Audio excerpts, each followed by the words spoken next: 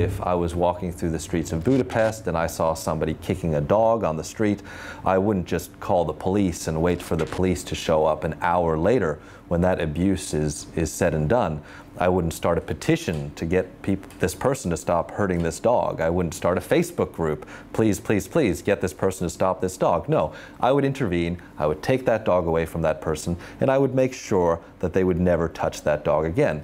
And if that's the way I would act in that situation, then if a Japanese whaling ship's about to harpoon a protected and threatened minke whale in the Antarctic, then I'm not going to stand by passively and watch that happen. I'm not going to just document it taking place. I'm going to put my ship exactly where it needs to be to stop that crime from taking place.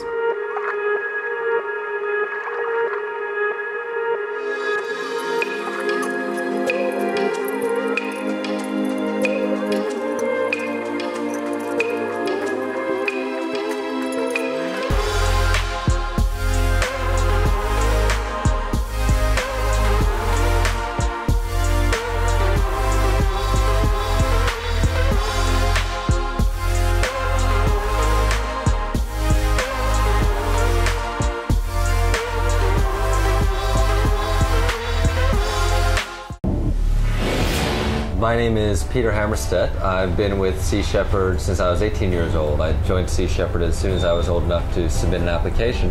And this is my 7th trip down to Antarctica. Sea Sheperd suited my personality very well. It didn't fit within the status quo. It challenged the status quo. It was an organization that used direct action to get in the way, to directly intervene to protect life.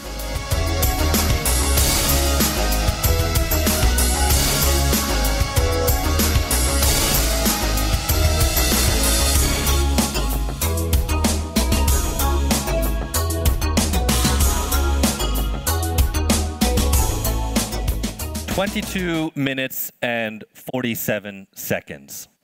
Longer than this talk from beginning to end. That is how long she took to die. This pregnant minke whale was harpooned twice. She was shot another 7 times by rifle before she slowly drowned in her own blood. I remember every single agonizing second of her torture, as those seconds were narrated to me on the bridge of my ship from our helicopter as it hovered above a sea that turned crimson in color. I was on the bridge of a Sea Sheperd ship in the Antarctic chasing rogue Japanese pirate whalers through ice fields that can sink a ship. As we dodged icebergs and massive storm systems, I was confronted with the sight that I'd feared the most, namely that of a whale that we could not save. I was 14 years old. I saw a picture of a whale being killed. And it was a whale being pulled up the slipway of a big 8,000-ton factory whaling ship in Antarctica. And that image left an impression with me. Like most people, I thought whaling was something that had ended in the 70s and 80s, that it was a victory for the conservation movement. So to see that it was still happening came as a great surprise to me. And as I learned more about it, that not only was it happening, but it was also illegal, and yet still nobody was stopping it. It made me look for organizations that were actively trying to protect these whales.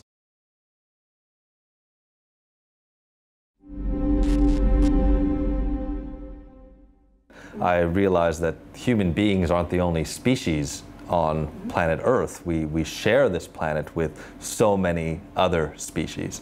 And I really wanted to get involved in protecting their interests as well. The fact that these whales were being harpooned, that they're endangered species, that they're protected species, made me feel like it was an absolute crime against nature. It was a crime against the law, and I couldn't just be a passive spectator in that. I needed to get personally involved in trying to turn that tide of destruction. Elizabeth Kolbert writes about the 6th extinction. The 6th in a line of 5 massive die-outs, but the first to be created by us, the first that we are ultimately responsible for. And she writes that in the next 100 years, 20 to 50% of species on this planet will disappear. Species like the bluefin tuna. The bluefin tuna is one of the largest fish in the sea. The largest bluefin tuna to be caught recently was 2.3 meters in length. But just 100 years ago, it was common to catch bluefin tuna that reached 4 to 5 meters in length. My first campaign with Sea Shepherd I did when I was 18 years old, and we went down to the Galapagos Islands, which is a designated marine reserve.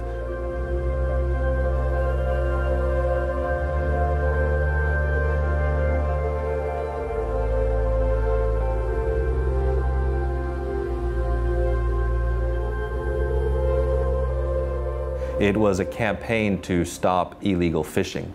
This was a marine protected area, and yet every single day this area was being invaded by poachers poaching sharks for their fins. My first action involved pulling up an illegal longline. This was an 8-kilometer long monofilament line sporting several hundred, if not thousands, of hooks. And I remember standing on the deck of my ship working 8 hours pulling this weapon of mass destruction out of the water. And it was such a concrete action because I could see these hooks, I could hold these hooks in my hand and realize that this hook was not going to kill a sea turtle or a dolphin or a seal or a shark that night.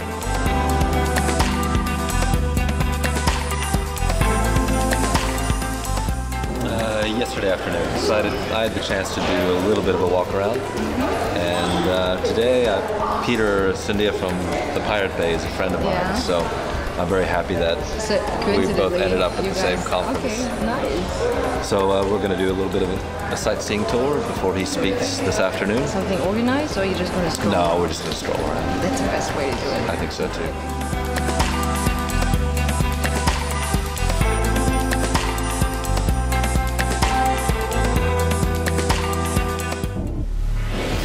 Mass slaughter of animals at sea has been delayed by lack of technologies.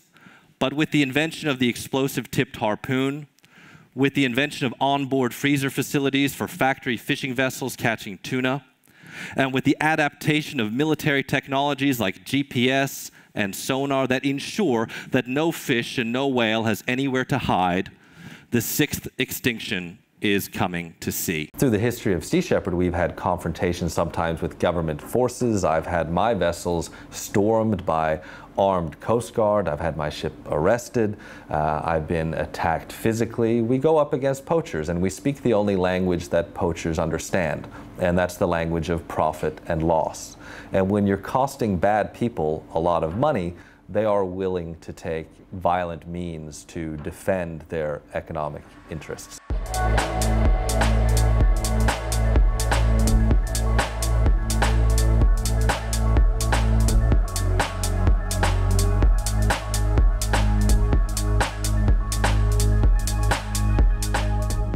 My ship is a 52-meter, 488-ton former whaling vessel. It worked as a Norwegian Coast Guard vessel for some time before it was purchased by Sea Shepherd. It's really the perfect ship for us. It is a vessel with an incredible endurance, so it can stay out at sea for months and months on end. It's ice strengthened, which means that there's nowhere that the poachers can run to. We can chase them even through the heavy ice fields that surround the Antarctic continent. It's my home for a lot of the year, and it's become a symbol for the types of actions that people can do to turn the tide of destruction facing the oceans. It's become very much a symbol of hope for many, many people. So what Sea Shepherd does is we act and we intervene when governments lack either the political will or the economic means, or sometimes even the jurisdiction to enforce conservation law. And we are having a massive effect. 15 years ago, the poaching of Patagonian and Antarctic toothfish, an apex predator in the Antarctic ecosystem, was so extensive that 1 out of 3 fish was being caught illegally. A fleet of 6 ships was able to avoid justice because they were changing their names and they were changing their flags constantly. These vessels would, as an Australian customs plane would fly overhead of them and document what they're doing, as soon as that plane is over the horizon, the ship would already be poaching under a different name. They would flag to countries like Sierra Leone, to Nigeria, even to North Korea to avoid justice. And so you can imagine if the Australian government documents one of these ships poaching fish down in the Antarctic and they complain to Pyongyang about illegal fishing, that's not going to go particularly far. So the idea with this campaign was quite simple. We were going to shut down these 6 remaining poachers. And to do so, we were going to bring one of our ships, the vessel I was in command of, the Bob Barker. We were going to find one of these vessels in the most remote oceans in the world, in the Southern Ocean. And we were going to be a spotlight, lighting up their criminal enterprise to the world. We were going to be a loudhailer, exclaiming to the world, this is where this poacher is, right here, right now, arrest this ship. I have a crew of about 30 people on my ship. When we're working together with governments, for example, off the coast of Liberia, we also take on 10 law enforcement officers from that country, usually Navy, Coast Guard, or police. And they are then able to make arrests of fishing vessels that are fishing illegally and enforce the laws of that country. We have media on board to film and document what we do. It's the realization that if we go down to the Antarctic to stop poaching, that poaching activity is only witnessed by the 30 people we have on our ship unless we have cameras with us. And those cameras allow us to bring millions of people from around the world to some of the most remote places in the world to see what's happening to marine wildlife. On the 8th of January 2014, my crew and I, on board the Bob Barker, set the world record for the longest sea chase of a poaching vessel. This marked the 22nd day of our pursuit of the Interpol Purple Notice and CAMLAR blacklisted fishing vessel Thunder. Our hot pursuit began when we intercepted the Thunder in the shadowlands of the Southern Ocean on the 17th of December.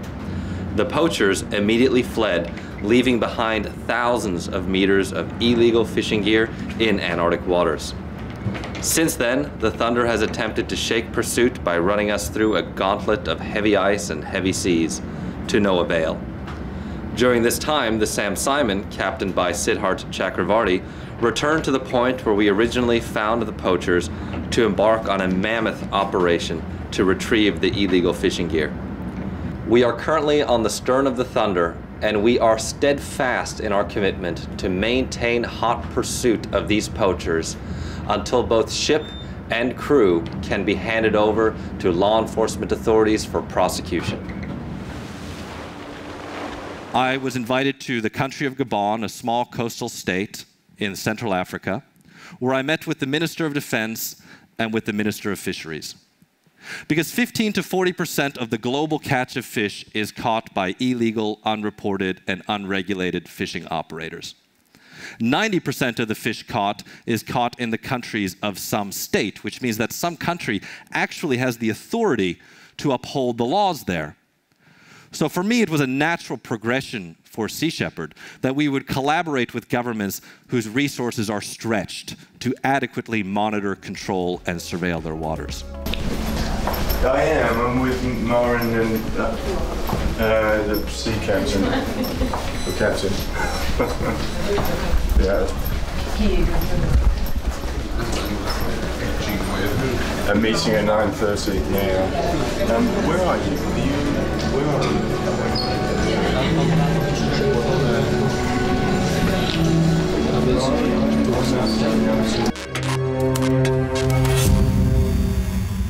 This campaign was a great success because it allowed these authorities to see what was happening on their oceans for the first time ever.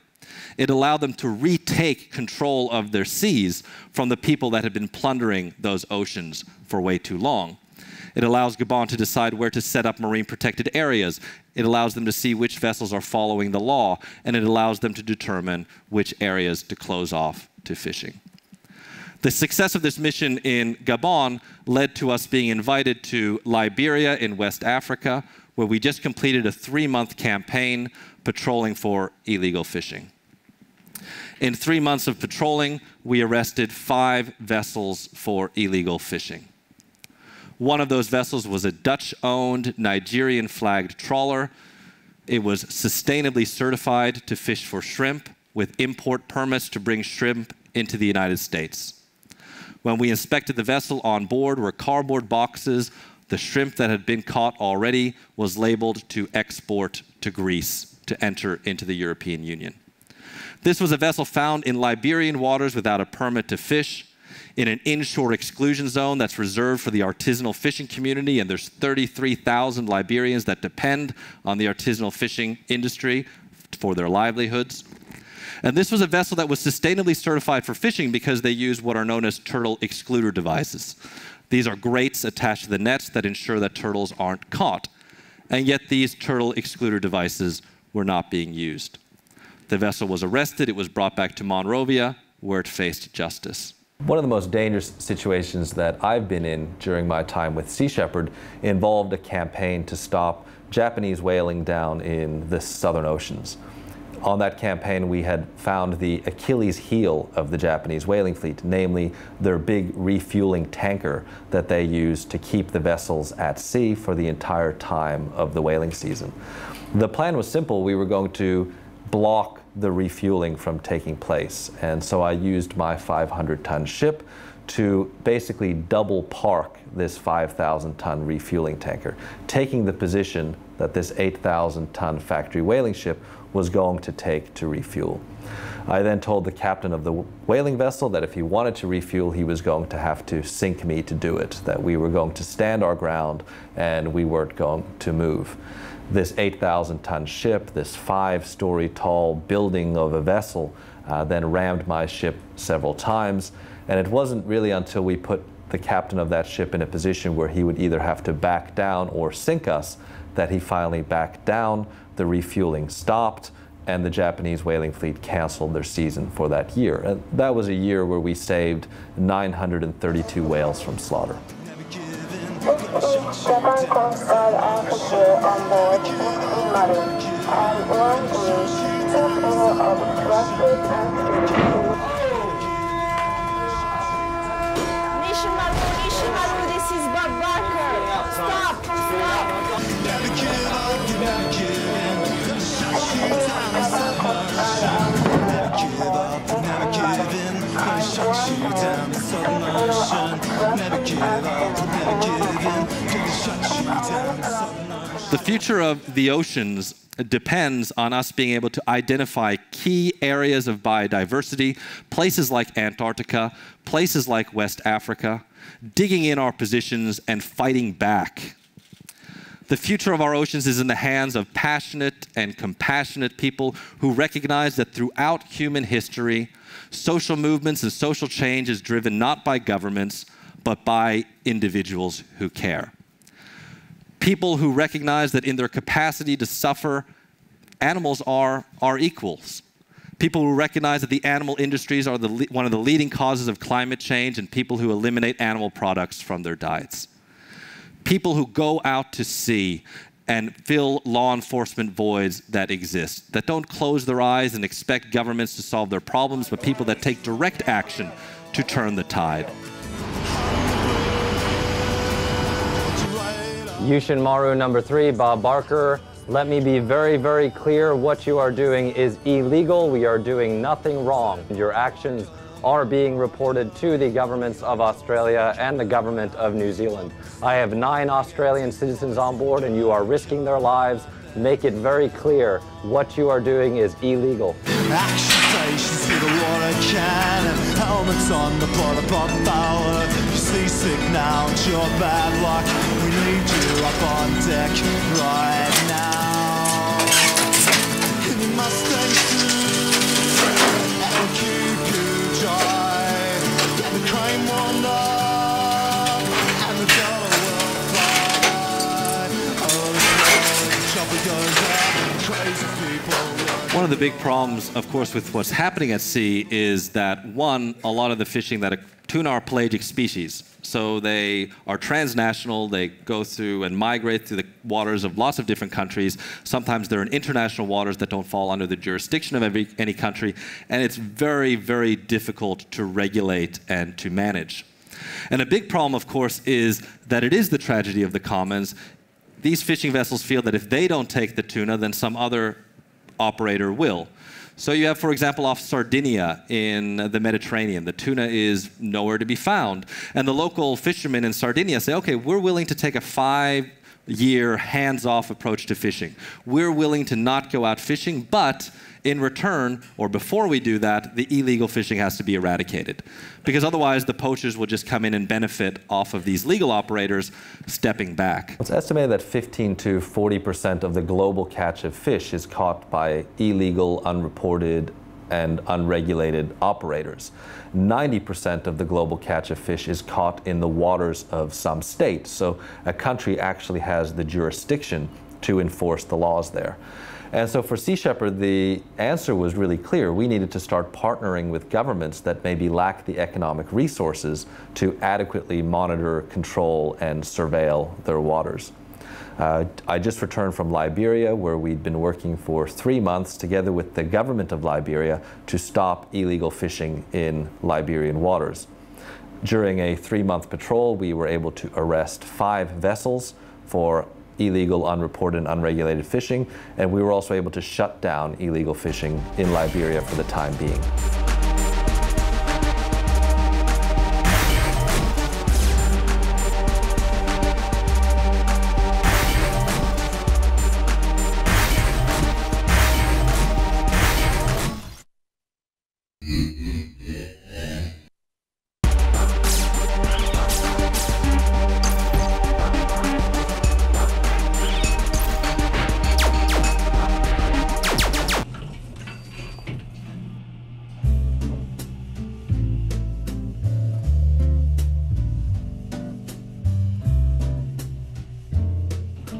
Yeah, cool. I speak on the 3rd, right? Yeah, perfect. So tomorrow is just... Tomorrow is just like that. I can attend. You can have fun. Okay, great. So I give you this. Yep. You have the pass as well. It's a wristband that you need to put on. That's in the bag. Yeah, Yep. exactly. And one more thing. That you have the filming tomorrow, right? Yes. Okay, let me just check.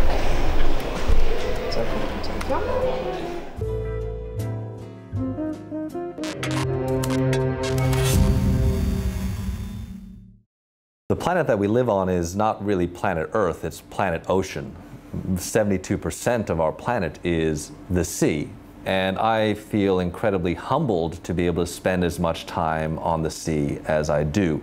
You realize how small and insignificant really we all are in context of these greater ecosystems in which we live. I am confident that we can turn this tide of destruction facing the oceans. We're winning in places like Antarctica, we're winning in places like West Africa, and with your support, we will continue to expand our operations.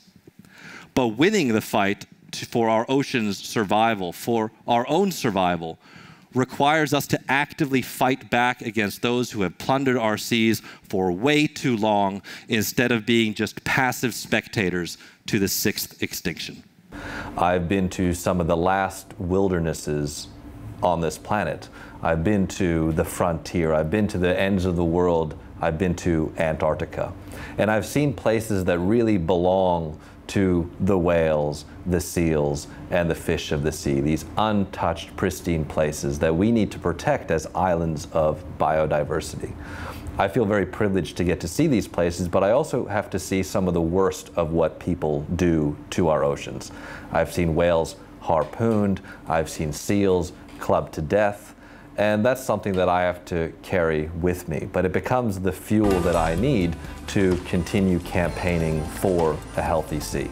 I think it's too often in our society that we kind of buy ourselves free of guilt. We contribute to NGOs, we give like a monthly donation, and then we kind of expect them to take care of the problem.